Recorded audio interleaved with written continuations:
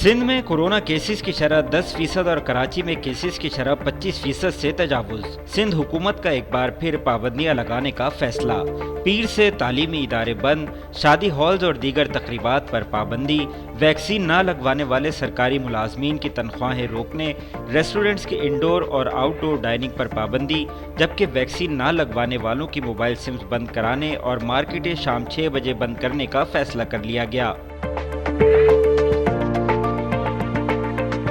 सिंध हुकूमत के फैसले पर ताजिर बिरादरी नाला।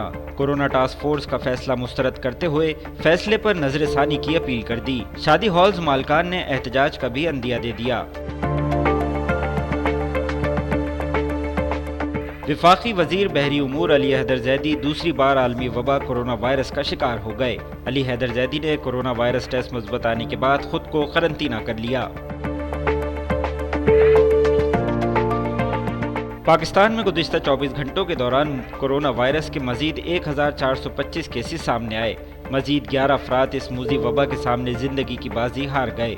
543 मरीज शिफायाब हुए, जबकि मुस्बत केसेस की शरह 5.56% रही। वज़ीर ख़ारजा शाह महमूद कुरैशी 2 रोज़ा दौरे पर चीन पहुँच गए। कहते हैं अफगानिस्तान और इलाकाई सूरत हाल पर एक दूसरे के तासुरात जानने का मौका मिलेगा। वज़ीर ख़ारजा का कहना है कि चीन के दौरे के दौरान सीपैक प्रोजेक्ट्स पर अब तक की पेशरफ्त और आइंदा के लाहे अमल पर तफसीली नशिस्त होगी। कराची के साहिल सीव्यू पर फंसे कार्गो जहाज में लाखों लीटर डीजल मौजूद होने का इंकशाफ। शिपिंग माहिरीन के मुताबिक इस्तांबुल सफर के लिए जहाज में तकरीबन 5 लाख लीटर डीजल मौजूद होना चाहिए। तस्मान स्पिरिट की तरह जहाज से तेल रिसने का इम्कान नजरअंदाज नहीं किया जा सकता।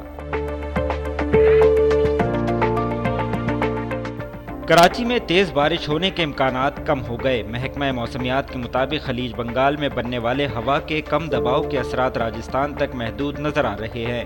थरपारकर, उमरकोट, मीरपुर खास और दीगर इलाकों में मोतदिल बारिश का इम्कान है, जबकि कराची में 25 और 26 को हल्की बारिश हो सकती है।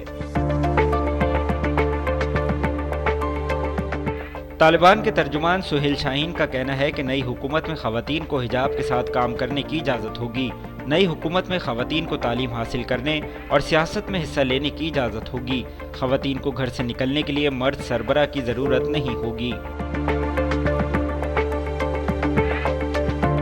तुर्की में तारिकीन वतन की कश्ती समंदर में डूब गई। तुर्क वजारत दिफा के मुताबिक डूबने वाली कश्ती में 45 तारकीन वतन सवार थे।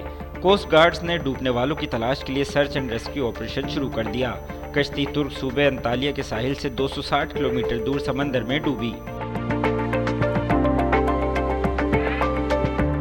और वेस्ट इंडीज के क्रिकेट स्क्वाड में शामिल एक फर्द के कोविड-19 टेस्ट की रिपोर्ट मुस्बत आने के बायस ऑस्ट्रेलिया और वेस्ट इंडीज के दरमियान दूसरे वनडे का खेल शुरू होने से चंद मिनट कबल मुलतवी करना पड़ा।